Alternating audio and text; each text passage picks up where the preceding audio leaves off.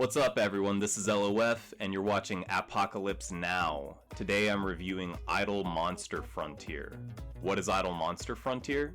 Well, long ago the world was overcome by a powerful force known as the Darkness. Despite their differences, the old gods of the four great tribes united to crush the Darkness.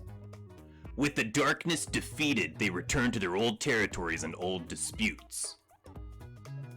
But now, the Darkness has returned more powerful than ever, and the old gods are blind to the threat. Only by slaying the old gods and uniting their followers into your own tribe can you avoid the coming apocalypse. As you can tell by the name, Idle Monster Frontier is a game that is meant to more or less play itself.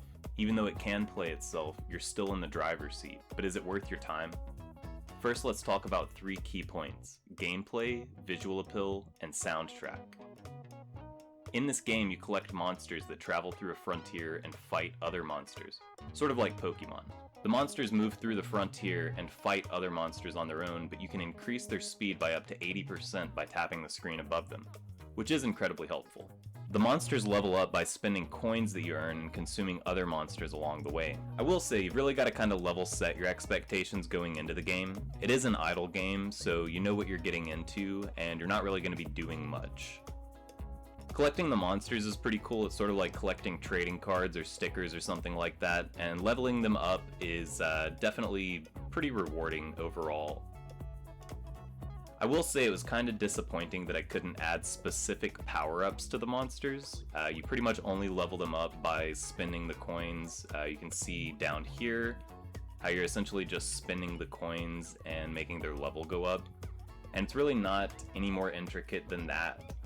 Pretty generic overall. The monsters do have power slots, so it's possible that maybe later in the game there are specific power-ups that you can add to the monsters, but in the hour and a half that I played, it was really only coin-based leveling.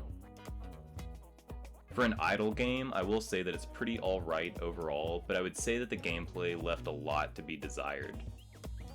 It wasn't glitchy or laggy or anything like that.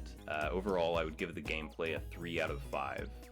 Visually, this game also left a lot to be desired. I like old school graphics, but their use in this game feels sort of lazy. They just bounce a little bit and move forward. They don't really have any recognizable attacks.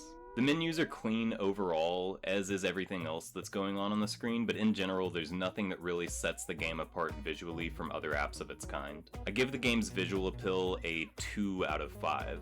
The soundtrack on the game is probably the best part. It has a super fun 8-bit song that plays as you travel. It does get kind of repetitive after a while, but overall I really enjoyed it. Let's take a listen.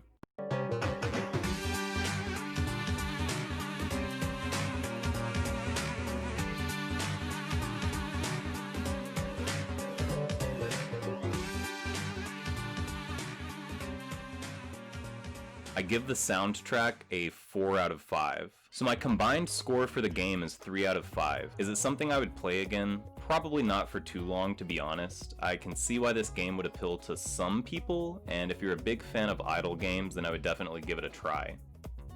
If you're looking for something a little more technical, this game is not it. There really isn't a ton to do and it gets repetitive pretty quickly. If you liked this review and you want to stay up to date on the latest mobile games, consider subscribing to my channel and ringing that bell. That really helps the channel out, especially since I am brand spanking new so far.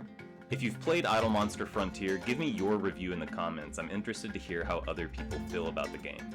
And finally, if you're interested in supporting my channel, I've left some details on how you can do that in the comments.